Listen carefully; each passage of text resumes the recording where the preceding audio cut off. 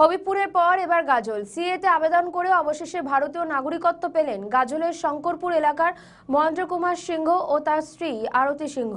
ধর্মীয় কারণে বাংলাদেশ থেকে বিতাড়িত হয়ে এদেশে আশ্রয় নিয়েছিলেন তারা। অনেক চেষ্টা করেও এতদিন তারা ভারতীয় নাগরিকত্ব পাননি। ছিল না ভোটার কার্ড। ভারতীয় নাগরিকত্ব পেতে অবশেষে মাস তিনেক আগে তারা সিএতে আবেদন জানান। দোলযাত্রার দিন বাড়ি বাড়ি গিয়ে তাদের হাতে সিএ শংসাপত্র তুলে দিয়েছেন স্থানীয় বিধায়ক চিন্ময় দেববর্মন। এত বছর পর ভারতীয় নাগরিকত্ব হাতে পাওয়ায় প্রধানমন্ত্রী ও স্বরাষ্ট্রমন্ত্রীকে ধন্যবাদ জানিয়েছেন সিংহ দম্পতি। আজকের এই দোল পূর্ণিমার অনেক অনেক শুভেচ্ছা এবং অভিনন্দন। সমস্ত গাজলবাসী তথা সমস্ত পশ্চিমবঙ্গবাসী, ভারতবাসীকে দোল পূর্ণিমার অনেক অনেক অভিনন্দন এবং শুভেচ্ছা। আমি অত্যন্ত আনন্দ এবং গর্বের সঙ্গে জানাচ্ছি যে ভারতবর্ষের সরকার যে সিএএ যে সিটিজেনশিপ অ্যামেন্ডমেন্ট অ্যাক্ট আর তারা চালু করেছেন, তারই বহু উদ্বাস্তু শরণার্থী এই গাজল বিধানসভার অন্তর্গত রয়েছেন, যাদের 2002 সালের ভোটার তালিকায় অনেকের নাম ছিল, অনেকের নেই। তারা প্রচণ্ড দুশ্চিন্তার মধ্যে ছিল এবং এখানকার শাসক দল তৃণমূল গ্রামে গঞ্জে সাধারণ মানুষকে অনেক ভুল বুঝিয়েছিল যে সিটিজেনশিপ অ্যামেন্ডমেন্ট অ্যাক্টে আর আবেদন করলে বাংলাদেশি প্রমাণ হবে এবং বাংলাদেশে তাদেরকে পাঠাবে। সেই রকমই একজন দম্পতি আপনারা দেখতে পাচ্ছেন আমার পাশে আর দাঁড়িয়ে রয়েছেন আমার কাকু মনীন্দ্র কুমার সিংহ মহাশয় এবং আমাদের আরতি সিংহ মহাশয়া। এই দুইজন বয়স্ক দম্পতি যারা দীর্ঘ কয়েকদিন আগে আমাদের এই সিএতে আবেদন করেছিল, ভাই মধুসূদন কুণ্ডু আর তার উদ্যোগে এখানে গোটা গাজলের সিএ ক্যাম্প পরিচালিত হয়, তার উদ্যোগে ওনারা আবেদন করেছিল এবং আজকে আর ওনাদের হাতে শঙ্করপুর যে আমাদের পাড়া বা গ্রাম, সেই গ্রামের এই দুইজন দম্পতিকে আমরা সেই সার্টিফিকেট তুলে দেওয়ার উদ্দেশ্যে আমরা এখানে সমবেত হয়েছিলাম আজকের এই দোল পূর্ণিমার দিনে। দেখুন, সত্যি সত্যি বিষয়টা তো এরকম নয়। বিষয়টা হচ্ছে দেশ ভাগ হয়েছিল দ্বিজাতির তত্ত্বের ভিত্তিতে, অতএব এই দেশে সমস্ত হিন্দুরা থাকবে, এটা নিয়ে কোনো দ্বিমত নেই।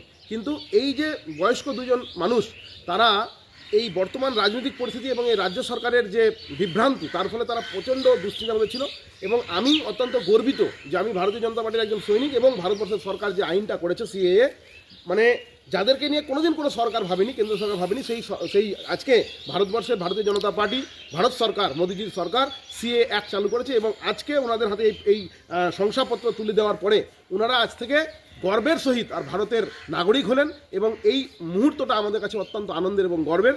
এরপরে যে সমস্ত শরণার্থী ভাইরা আর তৃণমূলের বিভ্রান্তিতে তারা আবেদন করছেন না, আমি মনে করবো তারা প্রত্যেকে আবেদন করবে এবং এই সিএ এর মাধ্যম দিয়ে তারা ভারতবর্ষের নাগরিকত্ব লাভ করবে। ঠিক আছে। আজ এমএলএ এসেছিল, কি দিল? দিয়ে গেল সিএ সার্টিফিকেট। কবে আবেদন করেছিলেন? আবেদন করেছিলাম 3 মাস আগে। কতটা চিন্তায় ছিলেন? অনেক চিন্তায় ছিলাম, সেটা প্রকাশ করা ভয় লাগছিল? হ্যাঁ, খুবই ভয় পাচ্ছিলাম যে হয়তো পাবো না, কি হবে। আজকে পেলাম, খুব খুশি হলাম। কাকে? মোদিজিকে ধন্যবাদ দিই। আপনার নাম? আরতি সিংহ। কতটা ভালো লাগছে? 3 মাস আগে আবেদন করেছিলাম, যেরকম লাগছে ভাষায় প্রকাশ করতে পারবো না, খুবই ভালো লাগেছে। এটা ভাষায় প্রকাশ করার মতো নয়।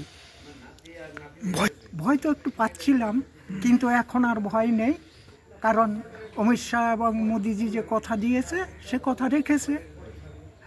আমি আরও লোকজনকে বলবো তারা যেন যদি তাদের ইচ্ছা হয় করতে পারে। কমাস? হ্যাঁ, কমা 3 মাস আগে। কে দিয়ে গেল আজকে? আজকে দিয়ে গেল গাজলের বিধানসভার বিধায়ক। আপনার হাতে দিয়ে গেল? হ্যাঁ হ্যাঁ, আমার হাতে দিয়ে গেল। আপনার নাম? আমার নাম মহেন্দ্র কুমার সিংহ।